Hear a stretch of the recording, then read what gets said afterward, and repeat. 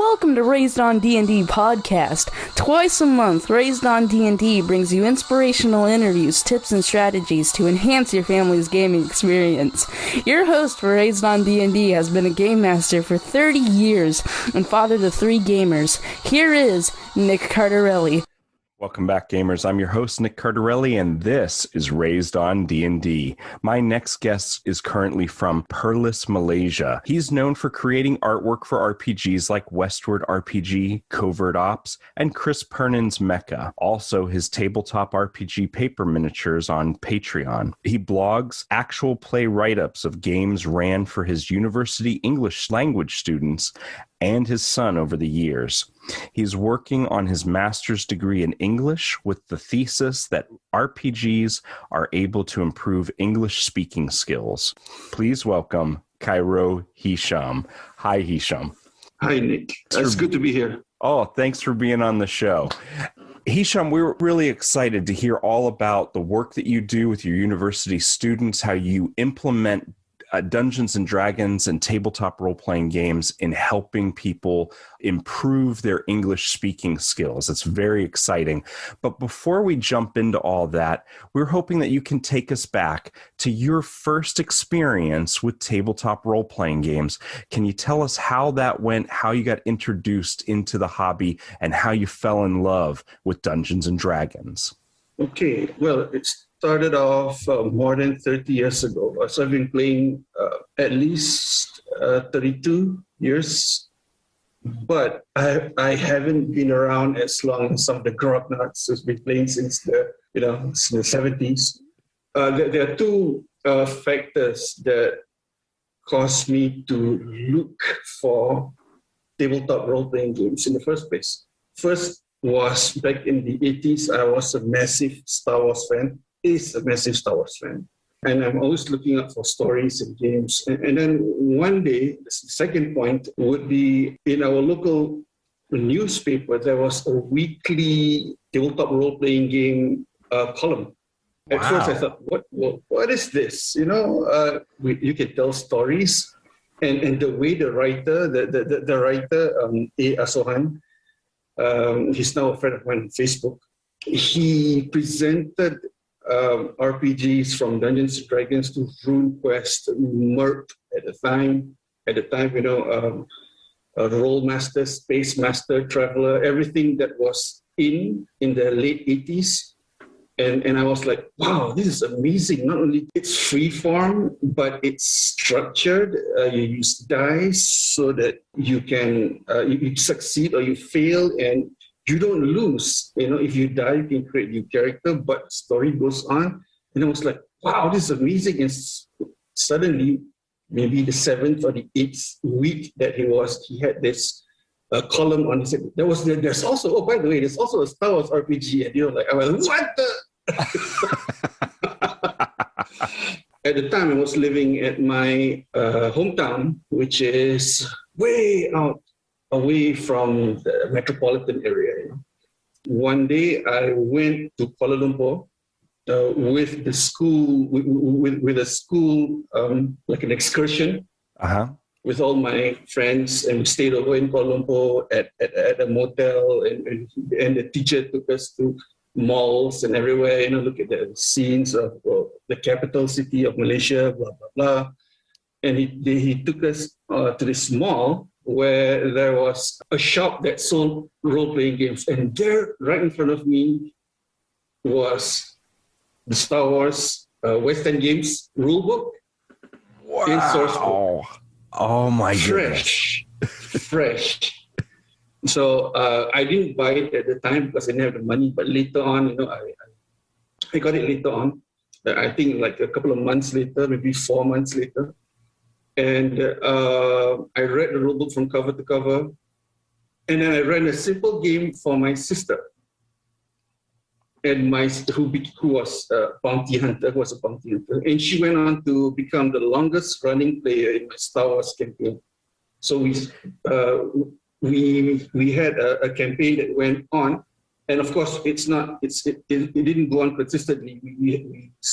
It was intermittent because some of us had to go to college, some of us had to go all over the place, and then during the week, during the vacation time. Then we come together and then we play again. So we started in '89 with the same storyline or the same theme, and it ended in '99. So 10 years real-time work. Wow. How old were you when you went on that excursion with the school trip to the mall? I was 15. I was 15. You were 15. And I started GMing. I didn't play. I didn't start out playing. I started out GMing because the book had an awesome GM Master's Guide. Your sister, is this your older sister or your younger sister? Younger sister. She's younger sister. Younger sister. How old do you think she was when you brought the game home and you guys started playing? 16. She would be 14. Okay. All right. So she's just a year behind you. And then you guys play the Star Wars game and it lasts for 10 years. Now, eventually what happens? Does the group grow? It starts off with you and your sister. And then what happens? You start bringing in school friends? You start bringing in friends from the neighborhood? Yes. That's exactly what happened. We, at the same time in school, so it's actually a bit of synchronicity. At the same time in school, some of the kids had brought in the Advanced Dungeons and Dragons 2nd edition, and another bunch of kids brought in the Robotech. Oh, Robotech from Palladium Books. So we had no place to play. And what happened was we co-opted the chess club and nobody was playing chess by the end of it. Everybody was playing RPGs. So the RPGers crowd in on the chess club and then all the chess players start playing RPGs. That's fantastic. Now fast forwarding, you're a husband and a father. Now, how many children do you have? Just the one son. He's now 19. He just left home. So today is our second day as empty nesters. As empty nesters. Literally the second day. Congratulations. And he's off at university, is that correct? Yeah, it's a polytechnic. It's not so far away, so it's not that bad. Good. And with the current internet technology, you can speak with him anytime. That's fantastic. And how old was your son when you first decided to introduce him to tabletop role-playing games? I remember when he was 5, I came up with very simple mazes and maps where, and I placed monsters and traps and challenges at certain places, and where he couldn't see the map, so I had to draw the map again as went through. And if I'm not mistaken, what I did was roll a d6. All he has to do is roll a d6 and successes on 3, 4, 5, and 6. It's very simple. So he just goes and does something. So what do you want to do next? What do you want to do next? I want to go here. This suddenly, a large worm comes out with a big angry fangs and it's trying to eat you. And that was the first time I introduced him to the concept of tabletop role-playing games. But the first time I ran a tabletop role-playing game for him officially was when he was 8 years old, and it was Star Wars Western Games. I imagine that your son is also a big Star Wars fan as well. Is that true? Oh, yeah. He's a fan of a lot of things. I think he's not as big of a fan as I am. He has his own interests. I encourage him to find his own interests. But he's been playing Star Wars with me since, he was 8. And we've gone through the West End Games version, and we've gone through the Fantasy Flight Games version. I started Star Wars RPGs with the D20 version. I had West End Games, but I didn't know anyone who knew how to run it or play it and that sort of thing. And we only had, I think we had a handful of modules. We didn't have the source books at the time. So, but my children, I've introduced them to the D20 Star Wars, but also we got all of the starter boxes from Fantasy of Flight games, and they really enjoyed those, especially the dice with the symbols instead of numbers. It's not as much math heavy. And then on top of that, it just has a nice story flow. With the Fantasy of Flight game. So we've enjoyed all of those box sets and running the modules through those with the pre-generated characters, and they have enjoyed them since they were very small. So Star Wars role-playing, very big in our house. Also, a lot of people might remember my oldest, my daughter, she asked for a Star Wars role-playing game because all of her friends are Star Wars fans. And she knew that introducing tabletop role-playing games to them by selecting a genre that they would enjoy or already enjoyed would be easier than trying to shift them to fantasy, sword and sorcery, Dungeons and Dragons. So I wrote an original adventure. I drew from movies and books and comic books and things like that. And then I wrote the module and I ran it for them. Well, they had such a good time. My grown-up friends said, "Hey, we want to play that too." So I ran it online for friends who are all over the country and around the world. And then I ran it for a group in person. Of course, this is all before the pandemic and we were still able to meet. But we went ahead and so I got to run it 3 times, which allowed me as a game master to polish up the adventure, kind of see where different groups of heroes what directions they would take, ideas they would come up with. And I cleaned up the module. And of course, it's Star Wars. I don't want to get in trouble with Disney. So I'm not selling it. I just put it on the internet for people to download and run with their own families. And of course, I used the D20 version just because it was the most familiar with for me. But I think it's very easy to convert to West End games or even to Fantasy Flight games. So if people are interested in that, we're gonna make that available online so you can download that and check it out. That's great. I would love it if you read it and told me your thoughts, because you're a big Star Wars fan. I'll take a look at it. Yeah, and I actually do have the revised D20 revised and expanded. Yes, that's the one I use. Saga edition. I have both of those, but I got those books in the mid 2000s. At the time, I didn't have anyone to play with, and my son was too young. You've been playing role-playing games with your son for quite a long time. And in fact, you have a YouTube channel. I personally enjoyed the recent video that you put up with you and your son playing Green Ronin's The Expanse RPG. Can you tell us a little bit about that? The Expanse for me started when I was back in Kuala Lumpur. Me and my group, my gaming group, when I was back in the city, we played Eclipse Phase. So the GM, my friend Ivan, he recommended things for us to read, for us to wrap our heads around the many concepts of Eclipse Phase. For example, Altered Carbon. So I read Altered Carbon, and also I read Leviathan Wakes. I actually forgot that I read it. And when the Expanse came out on TV, I checked it. Wait a minute, this seems familiar. Oh my God, that thing happened. Wait, did I read this book? And then I asked my friend, yes, you read it for Eclipse Phase. I said, oh my God. Then so everything came back to me, and I understood more of the world. And I said, this is a great setting to play in for people to understand actual space travel.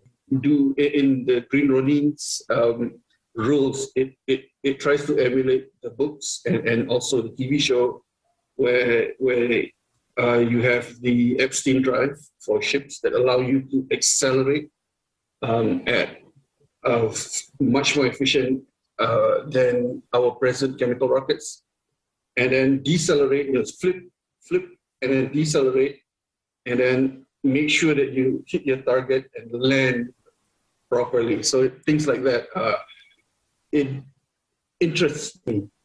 And and my son and I, we've watched the first season before. He hasn't watched anything other. I think he's watched some of the second season. He's watched the first season, some of the second season, and he hasn't watched any more, which is good because in this in this campaign that I've planned, if he watches until the end of the second season, then he'd be spotted. Well, that's fantastic. Now, I don't have any experience reading the books, but I did enjoy the first and second season when they came on Amazon Prime. I really enjoyed The Expanse. I backed the Kickstarter with Green Ronin. I was super excited. Now, I haven't had the opportunity to play The Expanse with anybody, and I'm looking forward to that. But you're absolutely right. The gritty science and it all being within our solar system makes it such an exciting setting. You've gotten to try out a variety of role-playing games, from Dungeons and Dragons to Star Wars and now the Expanse RPG. Do you feel that playing different types, different rule sets, different genres of tabletop role-playing game has helped you as a dungeon master, as a player, as a gamer? Oh yes, I believe so. Like people will say, it's better for you as a person to travel, and you go to different places and you see different cultures, and you are able to put yourself in other people's shoes, and you're able to compare and contrast cultures. I think role-playing games, tabletop role-playing games, is something like that. And the culture is communication. What words are used to express what thing? What do you want to do? I would like to do this. Can I roll dice based on this skill? And somebody else might say, I think I will quietly sneak up on this guy and stab him in the butt with something like that. So the different rules. For example, I'm reading Cortex Prime right now, and you have trait sets, and now that is, I think, a very versatile tool to have different traits for different settings. So each time you play, you will have to put yourself in different mindset. If you're playing like standard Dungeons and Dragons fantasy, you might have just attributes and skills, dexterity, and your skill might be just to shoot an arrow. Then I say, okay, can I roll my dexterity plus your arrow? And on the other hand, you can make it different. For example, the two traits, one might be your belief, and the other one might be your loyalty. So, for example, I want to shoot an arrow at that guy. So I believe, then the GM will say, according to your belief here, that you do not believe in killing. And then he said, no, I believe that on another trait, it might say that I believe in saving those group of people, and I can only do that by firing that arrow. Plus, the other one would be my loyalties. My loyalty is to that group of people. So I will be able to use this dice, and then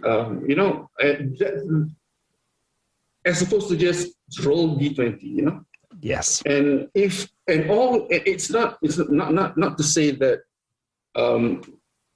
Dungeons and Dragons is less versatile than Cortex Prime, but there is a lot of variety in rules that if you are able to grasp at least 5 or 6 it not only makes you a better GM, but also I think it changes your outlook in life. The way how you parse the universe, the world around you. And this is one of the things that I'm trying to push onto education. You understand, look at even the character sheets can be a learning tool. Yeah, not just in terms of words, in terms of vocabulary, but also in terms of self-reflection. Do you think you're good enough to do that? Are you sure that you have the charisma to pull that off? And it will, and whoever that's playing will think not just for the character, but they'll also think for himself. Hisham, what advice would you give parents who are trying to get their families, their children to sit down at the table, try tabletop role-playing games? If you have pushback, one way or the other, the best thing would be to look at the interests of your children. What is it that they like? Not just talk about the game. This game, don't just push one game on them. If they like, for example, my kid, when in his day he loved adventure, he still loves Adventure Time. So Adventure Time was also, it was created by people who played and loved D&D. So you can see structure of Dungeons and Dragons within certain episodes. But anyway, find out what they love. I do the same thing with my students. The first thing I ask them if I have time to play is, what genre do you like? Sometimes most of them will say action. All right, so I'll come up with a standard action spy adventure, for example. And this is why I love the Star Wars RPG, the West End Games, the Game Master section. It tells you how to pace yourself with different types of scenes along the way. Even if as the players choose to go in that direction, do not come up with 3 battle scenes in a row. Do not come up with 3 different locked doors. Okay, roll dice, a door is locked. Open the door, there's another door, it's still locked. Okay, don't do that. Come up with combat, come up with social skills, scenes where the characters, the players will need to use their social skills. Make sure there are enough. This is one thing that I've learned the hard way, is make sure that you have enough NPCs to support the story if the players cannot carry the story. If they are unable to understand, it sometimes happens. They go, I want to do this. No, wait, I think you should know this. No, I want to do this. Okay, then they're in a place where I can't break the story by telling them, oh, you should have done that. No. And then they're in a, okay, what do you do next? Okay, I don't know. You've went past your clue. Now you have to go back there, and I can't tell you to go there. So tell me what you're going to do. And they might go even further away from what you want to do. So how to not manipulate, but put challenges so that they will be they'll be deflected towards the final their objective, or they can have many objectives. This is the first objective. You might lose, but you might win, and you might win, but things like that. You must have NPCs that can get that the PCs can talk to, for them to.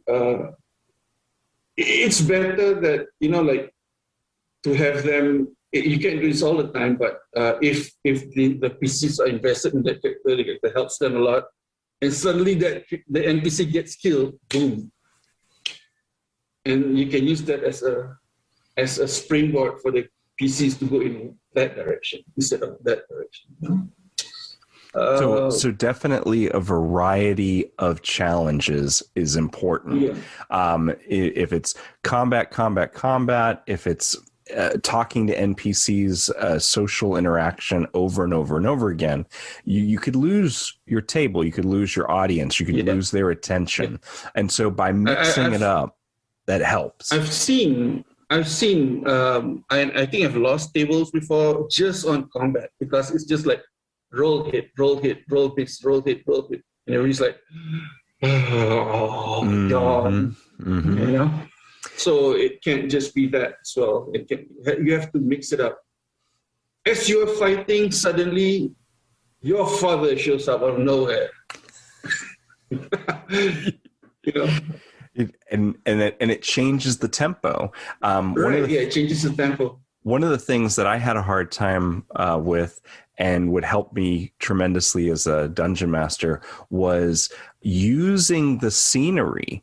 For some reason, I always thought every fight had to happen on a flat open field, but that's not the case. When you have an environment where it's a cliff and it's dangerous and rocks are falling, or it's raining and now it's slippery, just using that environment can sometimes keep the table invested because they don't know what's going to happen, because they've got to focus on the bad guys, but also they have to focus on what's happening around them. And then you're not losing people to roll hit, roll miss, roll hit.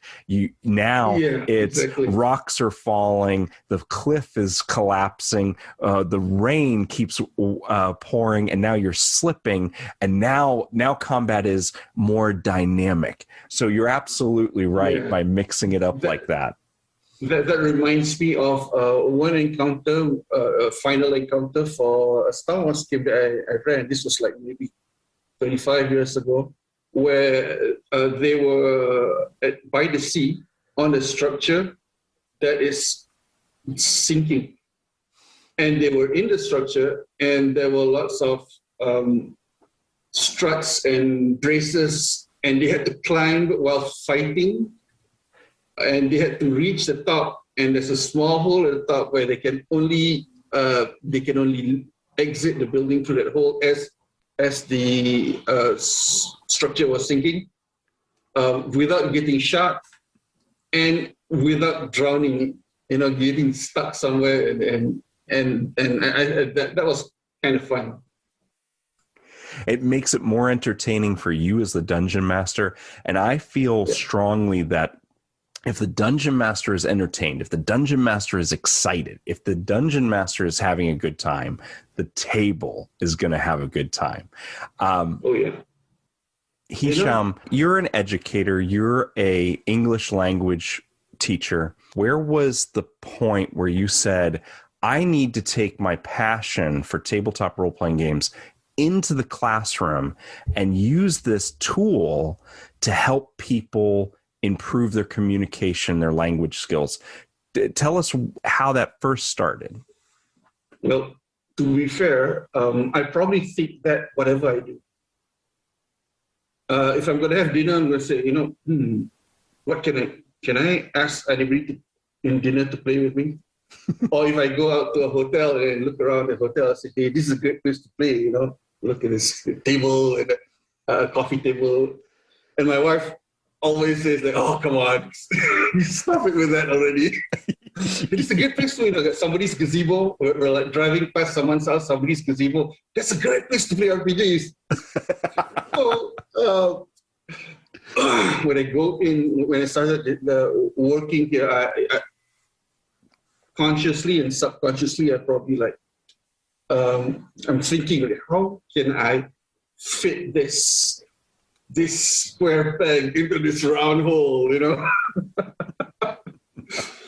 I asked my superiors, and they say that as long as I am able to deliver the curriculum at a certain point, I will have, you plan it, you will have time, you can schedule your games in class. Although it is not, it's not official.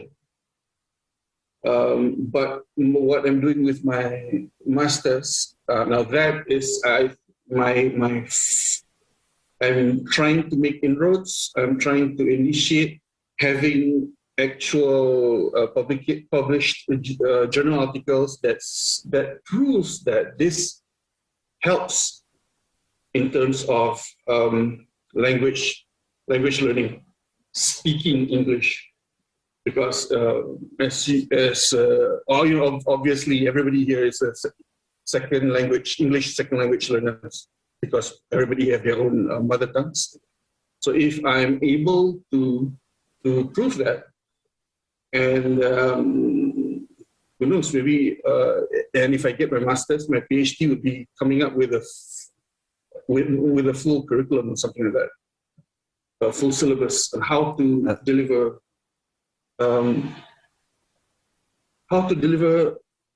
training, not necessarily language training. Can be anything. It could be soft skill training for companies, things like that. And with that, I also want to train other people to do the same thing. So I don't only play with the students. I also invite my colleagues to play with me. And the group that I play with, we don't play often, but we play the Laundry RPG, based on Charles Stross's novel series. And our lead have actually published 2 papers based on what we've played. I saw the video on your YouTube channel as well of the Laundry RPG, where you had recorded a game session. When you first presented tabletop role-playing games to your students, how did they receive it? What was their first impression? They were, I think it's the same like anyone who first had to play, but they weren't sure. So basically, what is this? But every class that I've played with, if we're playing face-to-face, by 30 minutes, that's it. It's solved. All you have to do is just say, the ninja's coming in at you, and I think that ninja looks like a zombie. What is what I'm going to do? I'm going to throw my thing at him. I'm going to shoot him. I'm going to... It's something that is missing from a lot of language learning in terms of role-playing. There have been a lot of papers that says role-playing helps, but a lot of classes would do role-playing as in, this is what you have to go to the bank, right? You have to go to the bank. There's a teller. Can you please do this? And then the students would talk to each other. And that's it, in English, and a story. If they have to go to the bank again, in real life, they'll be speaking in their mother tongues. They will be speaking English. So I found a theory, Krashen's effective level theory. It says that for you to not learn a language, but to acquire a language. So acquiring a language and learning a language are 2 different things. Learning is you're in class. So acquiring is things come to you. And why do you pick it up? Why do you pick up languages when you're easier for you to pick up languages when you're two or three, when you're a toddler, when you're in preschool? It's because of something called the affective level. The more self-conscious you are, the less you are likely to pick up language. I believe role-playing games, tabletop role-playing games, because of we can customize it to the class. If the class likes Star Wars, we can run a Star Wars game. And yes, there has been a class that haven't seen Star Wars before. Wow. And it blew my mind. None of you have seen Star Wars? No. Okay, so that's beside the point, but it just blew my mind. Besides the point, if students are engaged in the narrative, they'll be less likely to be self-conscious, and they will just blurt out, I want to do this, I want to do that. I don't think that's true. He's lying. That kind of thing. And it has to be spur of the moment. And I've seen it in action in real life when I was running for my sister and my friends. But there's no proof. It's all anecdotal evidence. So I can use that. So now if I can prove this, and I've seen it in my classes as well, students who are, in one of the scenarios, one of the first scenarios that I ran for a class was they had to navigate Japan just before the tsunami hit in 2011. There was a traffic jam, and the driver hit a bus, and the car was totaled, and then the bus driver came out, and this is all the players. The players say, "Oh, I come out and I punch the bus driver," and then he punches the bus driver. Okay, roll dice. Okay, he's knocked up. What do? I call everybody, come on, let's get on the bus, and then they stole the bus. That kind of thing, the excitement, the engagement, the lowered self-conscious, and if I'm able to end on a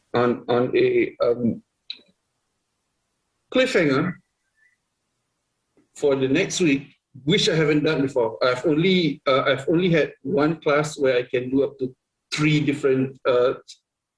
sessions of a campaign, like sub-campaign. Everybody else, I was only to do like one session per class, per semester, so no continuity at all.